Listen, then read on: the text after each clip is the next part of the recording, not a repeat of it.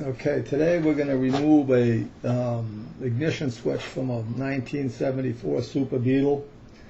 It's kind of a rare switch. It's different from the normal switches that are in there. I don't know why they changed it for that 1 year.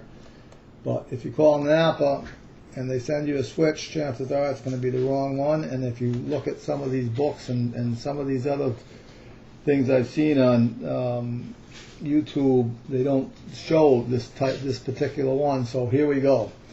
You take a screwdriver, you pop these corners up on the horn, you pick it up, rotate it,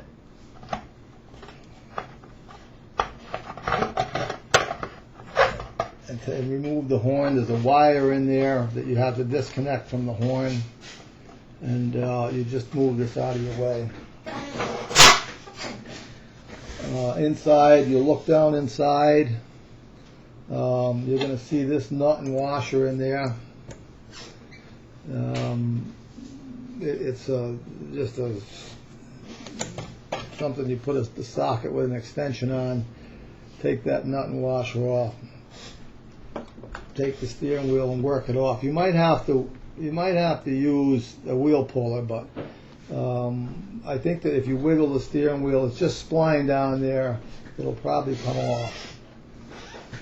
You really don't need any special tools to do this whole procedure. It's something that you can do, in the backwoods mechanic can do it. It takes a little bit of care not to break things and stuff, because now you're getting into some delicate machinery here. This is what you're going to see after you remove the steering wheel. You have a signal light switch and a dimmer switch for your headlights, and on this side you have the windshield washer and windshield wipers.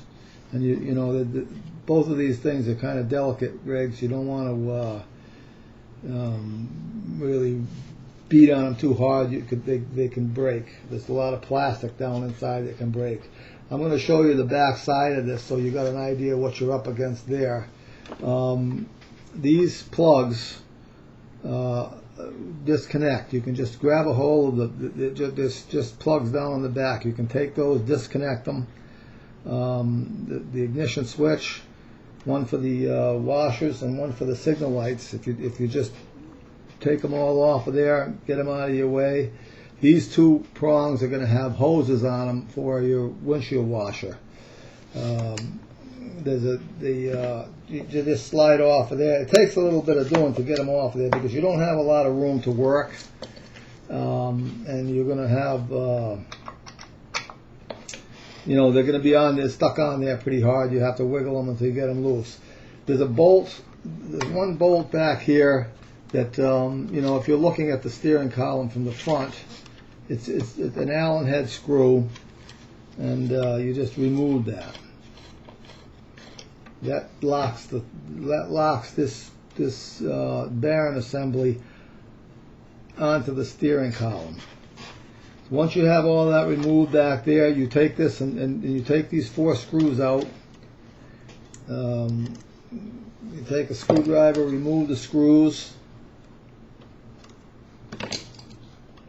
Once they're out of there, you can remove this. It's going to take some doing to take this out of there. It doesn't slide out like I'm showing you, because yours is stuck in there. Mine, I've already removed it and cleaned it so that it's pretty easy. But if you work at it, you'll get it. It's not impossible to do. It just takes a little bit of care. You've got to take a little bit of care. This setup here, where the wires and everything go down into your plugs, is plastic. So if you bend it too much, you will break it. It's something you have to be a little bit delicate with. When I did mine, this switch fell apart, and the windshield washer switch and the windshield wiper drive fell apart.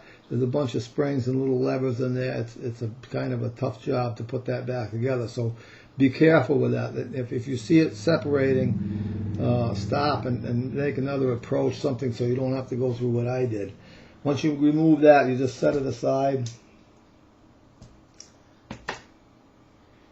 and you'll be looking at this assembly right here.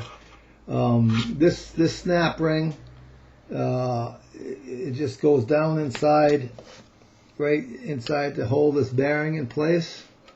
You just remove that snap ring. And once that's out of there, you just set that aside and make sure your ignition switch is in the on position. It doesn't have to be in the start position, but you want it to be in the on position so that the lock, the steering lock, will come free of the shaft that's in there. This is all encased and it's hard for you to see what's going on. You can take, once you have that wiring assembly out of there, you can remove this so you get a little bit of better idea of what you're looking at in there. There's a plate in here that can be removed. It's something that it's just a plate that goes in there so that it cancels your signal light when the steering wheel comes around. When you have your signal light on, it's something that just slides out of there. What happens from this point on? This thing is a pretty rugged assembly. It's a casting, and if you have all the wire, everything disconnected properly from the back, there's really nothing you can hurt here. There's a plastic sleeve that rides inside this bearing, and that rides on the steering column so that it keeps everything centered. It keeps the steering column so that it steers smoothly and stuff like that. You want to make sure this bearing is smooth, runs smooth, but other than that, you shouldn't have any problems with it. The bearing will move in and out. I don't know if you probably can see that moving in and out once that snap ring is off of there. So that gives you a little bit of breathing room to remove this. What I did with it is I grabbed it with a pair of channel lock pliers and I worked it back and forth and started a rocking motion, and it's just sliding this bearing. It's just popping away at this bearing. Key on. You can use a considerable amount of force on this thing and not really worry about breaking anything because there's nothing there other than the casting. But once you remove that, you pull that unit out of the steering, off the steering shaft. You're pretty much home free. You take it, flip it over. There's a little screw right here. You can remove that screw.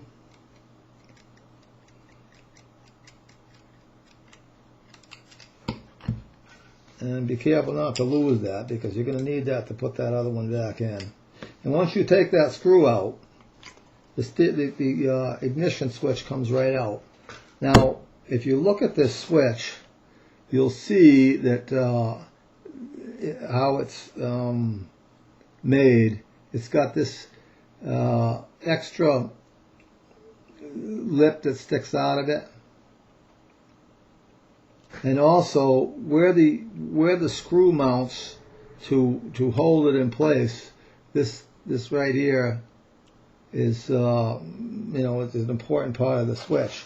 If you go to Napa and get a switch, this is what they're going to send. This is what they're going to send you. It looks very similar, but what happens is there's no mounting tab on the top. This tab isn't on there, and that's the tab you need. It's missing on theirs, and also where the switch extends on the bottom. This piece that's sticking out there is not on this switch, so that when you go to mount it in there, it just sits in there and wobbles around. The rest of the switch is pretty much the same. So if you can't get the right switch from Napa, and probably you can't, you can get it from partsgeek.com. They're pretty good people. They send stuff right out quick. They got the right thing, and so that's what it is. Good luck. I hope it works for you.